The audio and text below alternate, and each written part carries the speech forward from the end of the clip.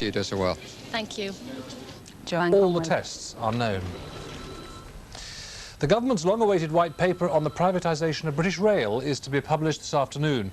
It will propose that the freight business and most stations should be sold, but BR will continue to run trains in competition with other companies.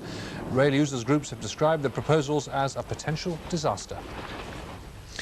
Lord King is expected to announce shortly that he's stepping down as chairman of British Airways.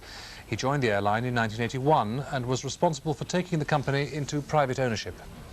That's it. The next news is the 1 o'clock news.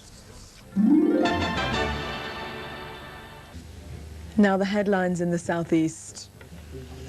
There's increasing concern for a 7-year-old girl from North London who's been missing since yesterday afternoon. Maria Rizzolo, who's Italian and doesn't speak good English, vanished after leaving the Montem school in Holloway. 1,500 Ford motor engineers and designers are on a 24-hour strike in Essex over plans to transfer jobs to Germany. 300 jobs will be lost at the Dunton site, but plants at Averley, Basildon and Dagenham are also affected. Scientists from the nuclear fusion project in Oxfordshire are at Downing Street to lobby for better pay. Members of the Jet Laboratory team at Culham want the same salaries as their European colleagues. Inquests open this afternoon into the deaths of 3 people killed by an IRA bomb in the City of London. 91 others were injured and the Commercial Union Building and the Baltic Exchange were badly damaged in the explosion in April. Terry Waite is to receive an honorary degree at the University of Sussex today. The award for humanitarian work was delayed by his 4-year period as a hostage. And to look at the weather. It should brighten up this afternoon with temperatures reaching around 19 degrees Celsius.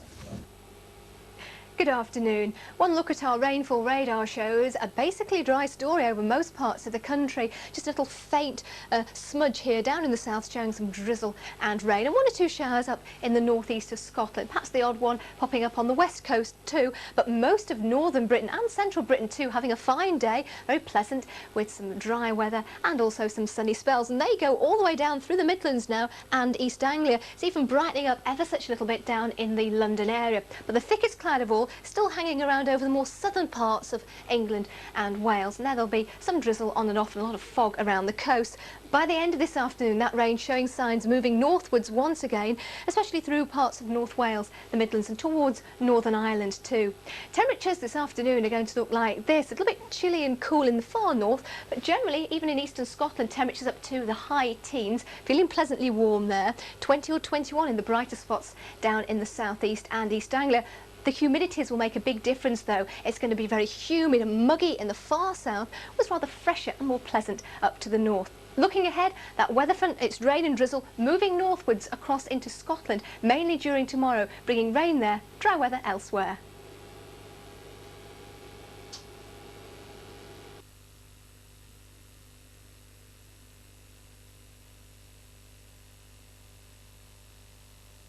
Of the sports writer. And Josette Simon and I talked to Radio Times about the making of BBC2's powerful screenplay, Bitter Harvest. Packed with previews, features and a comprehensive film section, Radio Times is the quality all-channel guide. The Radio Times, Magazine of the Year. A seasonal flavour for BBC1 now. Live from the National Garden Festival in Ebbw Vale, Karen Keating and Linda Mitchell banish the grey clouds from the summer scene.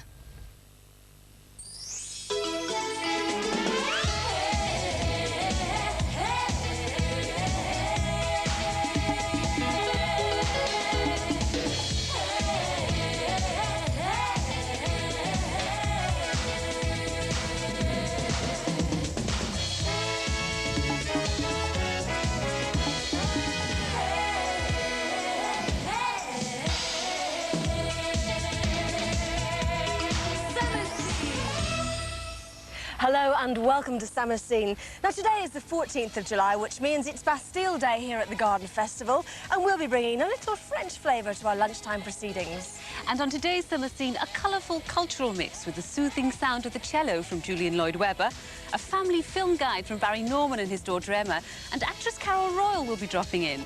And talking of royalty, we'll have another noble guide to one of life's little mysteries. Ladies, tell me, what do you keep in these handbags, eh? But we're going to start with some cross-channel celebrations for Bastille Day. Here with a traditional piece, our French folk dance group, La Mieux Grano de Fréjus.